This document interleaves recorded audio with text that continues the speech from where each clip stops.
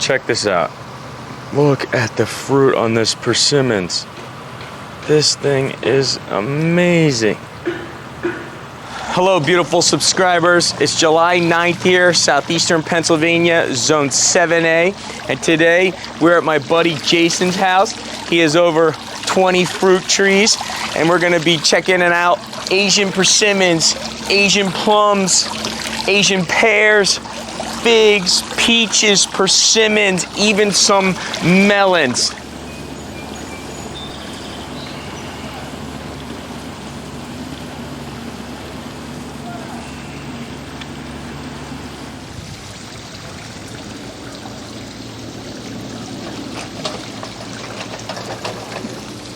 Jason's family's from China.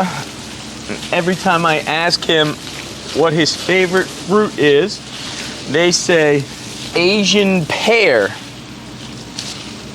You can see this tree is completely loaded with Asian pears. They grow in zones 5 through 9.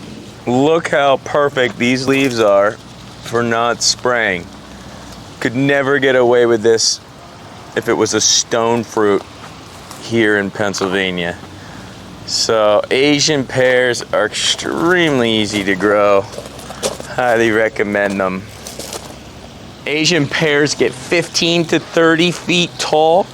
This is obviously a much older tree than this Asian pear. They do need 2 different types for cross-pollinating, so it's best to get 2 different varieties. The most popular varieties are Shinseki, Hosui, Kosui, Limpic, and 20th Century. All of these seem to be doing well. I would say my Shinseki at my house is doing the best. Here's another one of his Asian pears. The fruit on an Asian pear is kind of like an apple. It's got the texture of an apple. It's crunchy, has a mild flavor, usually filled with a bunch of juice. They will get significantly bigger than this. They maybe 6 more weeks and they'll be ready. I got this one off the ground. Not even close. But you can see it'll have that crunchy texture to it. Smooth flesh on the outside. Pretty awesome fruit if you haven't had one before. Highly recommend it. This is Jason's father, Amoy. Yeah. Say hi. Hi. And those are his melons growing in the background. They love to grow melons here. There's a few different types of Asian melons. There's a Korean, a Japanese, and a Chinese. I'm not sure what variety this is. You can see the flowers. Probably shouldn't have pulled that off. Here's another melon. Look at the size of the leaves on this thing. This is awesome.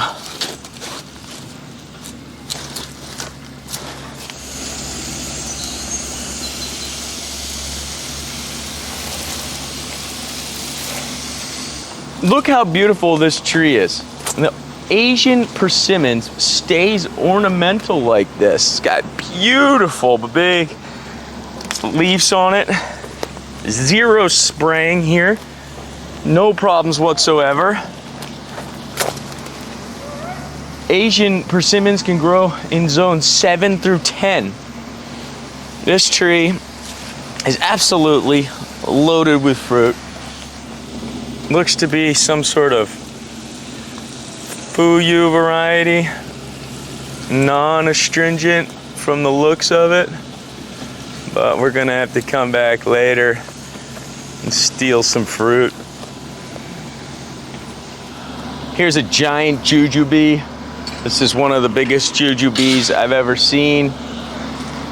Jujubes can be grown in a wide range of climates. I think like zones all the way 5 through 10. They also are crazy drought resistant. Let's zoom in here and take a look at the fruit. Here we can see Jujube flowers. and the fruit that's developed. Here are the tiny little flowers. Not self-pollinating, so you need another variety. And here is the fruit, which will get a little bit bigger than this. Jujubes are awesome because they can live 100 years or more. So this tree is going to outlive all of us. Look how much fruit is on here. The flowers on a jujube are very small, greenish yellow. They do have a little fragrance to them. They appear in these clusters and are attractive to bees and other pollinators. The fruit of a jujube is small, oval, round, about the size of a date. And the skin is smooth and shiny, turning from this green color to a light brown when it's ripe.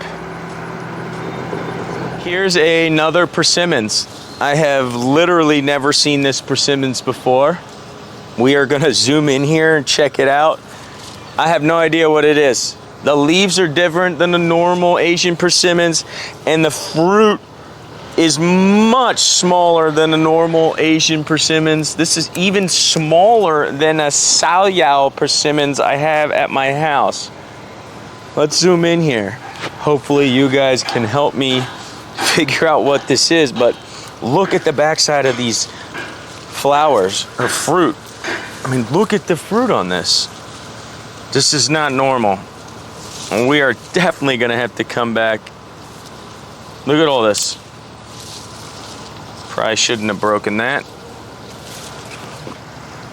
All right, we definitely have to come back here and steal cuttings off of this tree because I am obsessed. Look at the leaves on this. It looks tropical. Look how much fruit it's holding.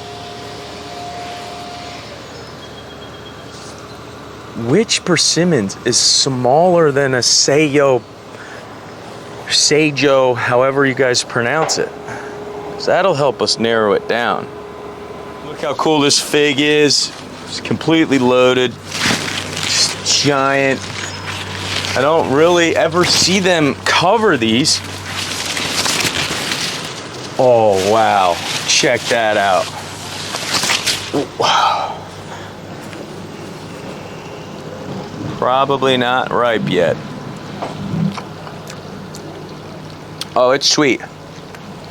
Oh yeah, it's definitely edible. Probably a few more days. I'm no fig expert, but look at the size of this fig. This is crazy big. I mean, normal fig for me is like, you know, in this size. This is just crazy big, at least for here in Pennsylvania. Look at the size of this fig. I made a video earlier this year, if you want to go check it out, called The Magical Chinese Fig Tree. And I was calling it magical because they never cover it. It never dies back. It just gets bigger and bigger and bigger. And the leaves are much different than like a normal fig. I feel like this is a normal fig, and this, I have no idea. I mean, so hopefully we can come taste test some figs in a few more weeks. There's got to be 1,000 on here, easily. Here's one small branch on this giant tree, and there's, you know, 10 pieces of fruit on this one branch. It's just an insane amount. This is pretty cool. Here we got some grapes, like on some sort of fencing holding it up. I think they're European grapes, not muscadine grapes. Yeah. But it's kind of cool how he has them on this post. Could be a neat ornamental plant to have in your backyard. Most people think about having them on long wooden fencing or trellises, but this just looks like it's a post. Grapes will get fungus here, 7A, if you don't spray, so you can see that some of them have this black rot to them, but that's okay. Just eat around it. We're looking at a really old, really big Asian plum. They were trying to call it a prune, but I don't think it is. I think it's just an Asian plum variety.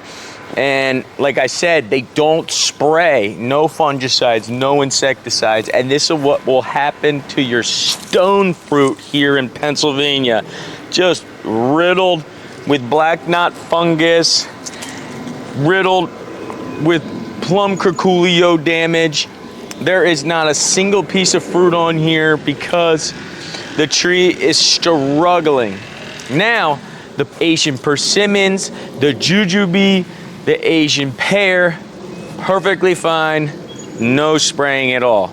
So, if you want to go organic, you're going to have to choose some fruits to grow and some fruits not to grow.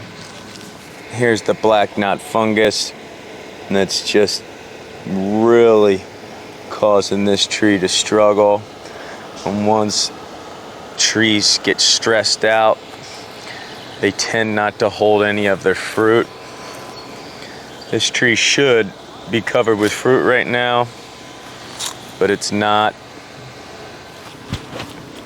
Here we have another Asian persimmons. And what's cool about Asian persimmons is they stay ornamental, unlike the American persimmons, which will get giant. This will stay roughly this size for the rest of its life. Another Asian pear. Another Asian pear here.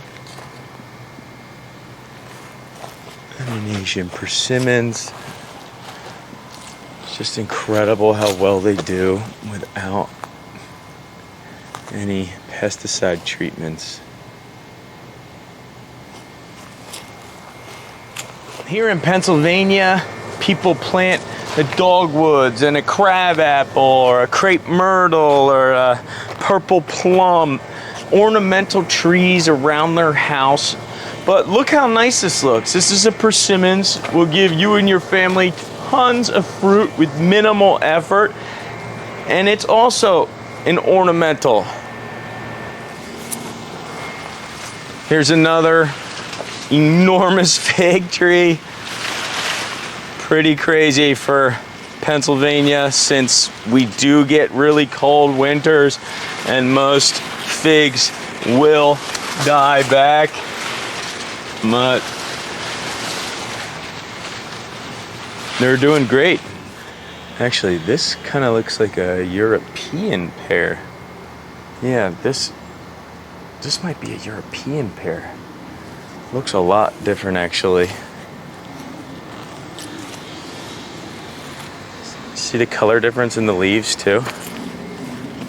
See how this one, European pear, is actually getting fungal problems on the leaves, but none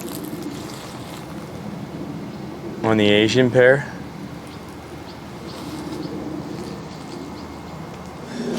I thought this fig was really cool because they've been growing it like a tree or pruning it like a tree, taking the lower branches off. It's got a nice big single trunk. Looks awesome. It's hard to see, but here they have a pomegranate in a pot. Not sure what variety this is, but it looks pretty cool. We come into one of their other gardens. We got more melons. We got a giant old persimmons. We got another jujube. Another giant jujube. I have no idea what they do with all these jujubes. Gonna have to ask them.